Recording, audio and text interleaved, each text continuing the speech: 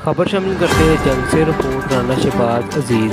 पिछला रोज टीएम में जंग की फिर दबंग कार्रवाई, सैटेलाइट टाउन ग्रीन प्रूफ नाजायज कब्जा की सफाई। डिप्टी कमिश्नर जंग के अहकामात पर पुलिस और बल्दिया जंग के अमला की शदीद कारकर्दगी पर अहले इलाका ने डिप्टी कमिश्नर मोहम्मद उमैर के अक्रोचमेंट हादसे पर खराज तहसीन पेश किया और अंजुमन ताजरान और नौ मुंतखब बहबूद सैटेलाइट टाउन कमेटी ने शुक्रिया अदा किया। सिलेक्शन कमेटी चौधरी मकबूल सरदार, चौधरी कादिर हुसैन, मलक फकीर मोहम्मद ने सैटेलाइट टाउन की बहबूद के लिए अंजुमन ताजरान और अहले इलाका की मुशावरत से 9 मुंतखब अहले दरान का चुनाव किया। पहले भी कलवा चौक सैटेलाइट टाउन की सफाई से अवाम को और खास तौर पर स्कूलों की तलबा की आमदन की बहाली से बहुत आसानी हो गई थी।